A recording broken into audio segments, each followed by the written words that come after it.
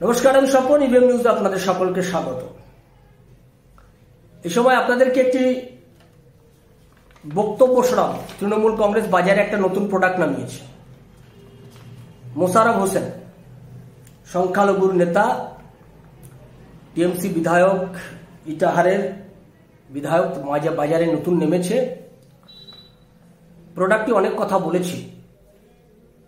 নারী নির্যাতন, বাংলার মানুষ, নরেন্দ্র মোদী বহু অভিযোগ করেছে। বাংলার মানুষের জন্য কত কত কি করেছেন। তৃণমূল কংগ্রেসের নেত্রী শ্রীলঙ্কার উদাহরণ দিলেন। শ্রীলঙ্কায় যেমন সব দৌড়ে দৌড়ে পালিয়েছিল, তেমন তেমন সব উদাহরণ দিলেন। কি কি উদাহরণ দিলেন আগে একটু শুনে নি, তারপরে আমি আস্তে আস্তে ব্যাখ্যায় যাব। বলছিলেন পীযূষ পান্ডা মহাশয় যে দিলীপ ঘোষ একটা উদ্ভট কুসংস্কার কথা এই যুগে কি করে বলতে পারে, প্রাক্তন রাজ্য সভাপতি যে গরুর দুধ থেকে শোনা হয়। এই লোককে আমি তাই নাম দিয়েছি কি জানেন, জাতীয় জোকার। এরা একেবারে জোকারের দল, এরা একেবারে অন্য কথা বলতে জানে। জাতীয় মিথ্যাবাদী প্রধানমন্ত্রী মাননীয় নরেন্দ্র মোদীজি, কারণ এদের মুখে, বিজেপি নেতাদের মুখে মিথ্যার বাক্স ঢোকানো আছে। মুখ খুললেই শুধু মিথ্যা কথা বলবে, সত্যি কথা বলবে না। শুধু সত্যি কথা দুটো বলে, দরজা লাগা আর দরজা খোলা, তার বাদ দিয়ে সব মিথ্যা, আর কোনো সত্যি কথা নেই। জাতীয় হত্যাকারীর দল, জাতীয় চোর, জাতীয় বেঈমান। রাফায়েলের 32,000 কোটি টাকা খেয়ে নিয়েছে, এমনি খাইনি, গিলে খেয়েছে। নরেন্দ্র মোদী মাইনাস, অমিত শাহ মাইনাস, কারণ এদের সময় এসে গেছে। দেখলেন না শ্রীলঙ্কাতে এমপিরা পালাবার পথ খুঁজে পাচ্ছিল না, ছোট ছোট কাপড় পরে দৌড়িয়ে রাস্তায় পালাচ্ছিল। এদেরও এমন দাবরান দিতে হবে গণতান্ত্রিক ভাবে, যাতে কাপড় চোপড় নিয়েও না পালাতে পারে, সেই ব্যবস্থাটা আপনাদের করতে হবে। একটি আগে বলছিল, অখিলদা বলছিল এখানে ধর্ষণ করেছে তাদের দলের নেতা, তারা মহিলাদের সম্মান দেয় না। এই নারীর ক্ষমতায়ন সৃষ্টি করেছে মমতা বন্দ্যোপাধ্যায়। বাংলার বুকে চাকরির মতো দিয়ে, লক্ষ্মীর ভান্ডার থেকে, কন্যাশ্রীর উপশ্রী থেকে, স্বাস্থ্যসাথী কার্ডের হোল্ডার থেকে, এসিজি গ্রুপগুলিকে গ্রেড ফি বৃদ্ধি করে লোনের ব্যবস্থা থেকে একাধিক অভিনব উন্নয়ন, 50% সংরক্ষণ ইত্যাদি কাজ নারীদের আজকে মমতা বন্দ্যোপাধ্যায় করছেন। বিজেপি সম্মান দিতে জানে না। আরে কি করে সম্মান দিবে? তাদের প্রধানমন্ত্রী যদি নিজের পত্নীকে রাখতে না পারেন, অন্য মহিলাকে কি করে সম্মান দিবে? নিজের পত্নীকে রাখতে পারছেন না, ওইদিকে দেখা যাচ্ছে আবার প্রিয়াঙ্কা চোপড়ার সঙ্গে পাশাপাশি বসে ছবি তুলছেন। কি বলবো আর, এই তো বলতে গেলে অনেক কিছু বলতে হয়। শুনলেন কি বলল? অর্থাৎ শ্রীলঙ্কার অর্থনীতির মতো নাকি ভারতের অর্থনীতি হয়ে যাবে, হয়ে গেছে। পশ্চিমবাংলা নয়, পশ্চিমবাংলার দেউলিয়া নয়, পশ্চিমবঙ্গের সরকারকে এখন যে হাত পাততে হচ্ছে চারিদিকে বাটি হাতে, ঠিক এই পাকিস্তান শ্রীলঙ্কার মতো, সেটা বোধ হয় মোশাররফ হোসেন বুঝতে পারেনি। ওই জন্য ভুল করে ওটা ভারতবর্ষের জায়গায়, পশ্চিমবাংলার জায়গায় ভারতবর্ষ বলে দিয়েছে। আসলে বুঝতে পারেনি যে ওই চেহারাটা পশ্চিমবাংলার হয়ে আছে। তার উপরে যে লুট, গোটা রাজ্যের মানুষের চাকরি চুরি, চাল চুরি, তৃণমূলের নেতারা চালও চুরি করে, এটা বোধ হয় ও নেতার জানা আছে কিনা আমি জানি না। ওদের নেতারা যে সব জেল খাটছে এটা বোধ হয় ভুলে গেছে। আর সবই কিন্তু চুরি কেসে জেল খাটছে। মানে কেউ চাকরি চুরি করেছে, কেউ চাল চুরি করেছে, কেউ ডাল চুরি করেছে, কেউ কয়লা চুরি করেছে, কেউ গরু চুরি করেছে, আরো অনেকে চুরি করে, আরো অনেকে যাবে জেলে। নরেন্দ্র মোদী কেন একটা বউ রাখতে পারলো না? নরেন্দ্র মোদী বোধহয় 4-5টা বউ রাখলে খুশি হতেন উনি। একটা বউ কেন ঠিক মতো সামলাতে পারলেন না? এই ধরনের কুরুচিকর একজন প্রধানমন্ত্রী সম্পর্কে কুরুচিকর কথা বলছে, গোটা রাজ্যের মানুষ দেখছে। বলছে, আমি যা দেখলাম পুরো ভিডিওটাতে, নিশ্চয়ই দর্শকরাও দেখেছেন, খুব ভালো লাগছিল। ধর্ষণ নিয়ে কথা বলছিল, ইত্যাদি নিয়ে কথা বলছিল, নারী নিরাপত্তা নিয়ে কথা বলছিল। ভাইটি বোধহয় ইটাহারের বাইরে কিছু জানে না, ভূগোল ইতিহাস সম্পর্কে জানা নেই, লেখাপড়া বোধহয় খুব বেশি নেই। ইটাহার বোঝে, তার বাইরে বোধহয় কিছু বোঝে না।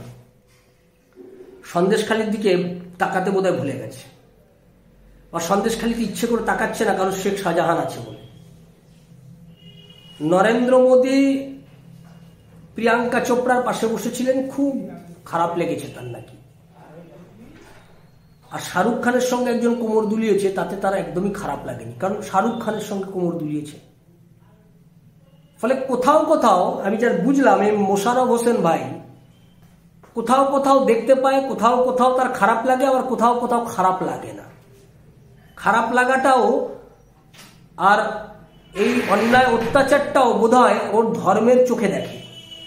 আমার একে দেখে যা মনে হলো, সংখ্যালঘু নেতা তো, ফলে ওর পরিচয়টাই হচ্ছে ধর্মীয় নেতা। সংখ্যালঘু মানে মুসলমানদের নেতা, ও রাজ্যের নেতা না। বোঝাই গেছে ওর কথা শুনে আমি প্রথম যা বুঝলাম, যে এই মুসলমানদের ধর্মীয় চোখে দেখার চেষ্টা করে, সবকিছুকে ধর্মের দৃষ্টিতে দেখার চেষ্টা করে। যেহেতু সন্দেশখালীতে শেখ শাহজাহান আছে, তাই ওটার তার চোখে পড়ছে না। শাহরুখ খানের সঙ্গে কেউ কোমর দোলালে সেটা আর চোখে পড়ে না, অন্য সবকিছু চোখে পড়ে। কামদুনিতে যখন ধর্ষণ করেছে, এই ধর্ষণকারীদের কথা বলে না, পার্ক স্ট্রিটে ধর্ষণকারীর কথা বলে না, রাজ্যের বিভিন্ন প্রান্তে প্রান্তে যে ধর্ষণ হচ্ছে সেই ধর্ষণকারীদের কথা উচ্চারণও করে না, ভুলেও করে না। কালিয়াগঞ্জে ধর্ষণকারীর নাম বলে না, কাকদ্বীপে ধর্ষণকারীর নাম উচ্চারণ করে না। এই হচ্ছে সংখ্যালঘু নেতা। সে আজকে প্রচুর বক্তৃতা দিলেন, আজকে গোটা রাজ্যের মানুষ দেখলো, সেই বক্তৃতাটা দেখলো, রাজ্যের মানুষের কাছে এরা চিহ্নিত হয়ে থাকলো। আমি আসলে দেখছিলাম এই নেতার কথাটা কেন বললাম, একে এত গুরুত্ব দেওয়ার কি আদৌ প্রয়োজন আছে? আমার মনে হয় না প্রয়োজন আছে, কিন্তু আমি এইটা দেখালাম এই কারণেই, আমি শুধু এই লোকটাকে দেখালাম এই কারণেই যে আমি নওশাদ সিদ্দিকীর মতো নেতাকেও দেখছি, আর এই ধরনের নেতাকেও দেখছি।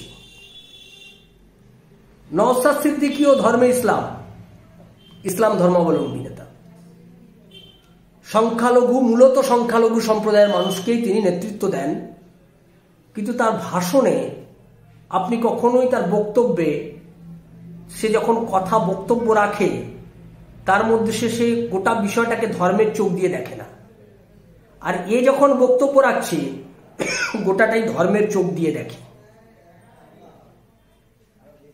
এই কারণে তফাৎটা বোঝানোর জন্য আমি এই ভিডিওটা দেখালাম, অন্য কোনো কারণে নয়। একে এত গুরুত্ব দেওয়ার মতো কিছুই নেই, এসব মেটেরিয়ালই নয়, প্রোডাক্টই নয়।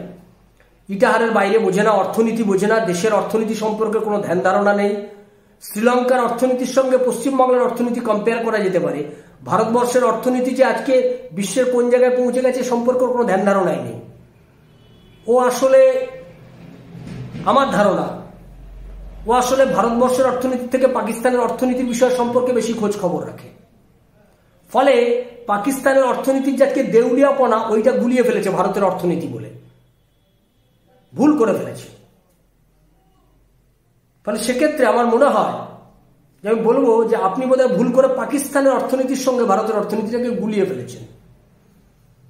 আর একটু মনোযোগী হন, সবকিছু সম্পর্কে খোঁজ খবর নিয়ে ওই বাজার গরম করা দু চারটে ডায়লগ না দিয়ে প্রকৃত মানুষের যেটা কাজ হবে, যদি প্রয়োজন হয়, যার নওশাদ সিদ্দিকীর কাছ থেকে পাঠ নিন, রাজনীতি কিভাবে করতে হয়, রাজনীতির কথা কি করে বলতে হয়, মানুষের জন্য কি করে রাজনীতি করতে হয়, ওই নওশাদ সিদ্দিকীর কাছে যান, শিক্ষা নিন, ট্রেনিং নিন, প্রয়োজন হলে ISF এ জয়েন করুন।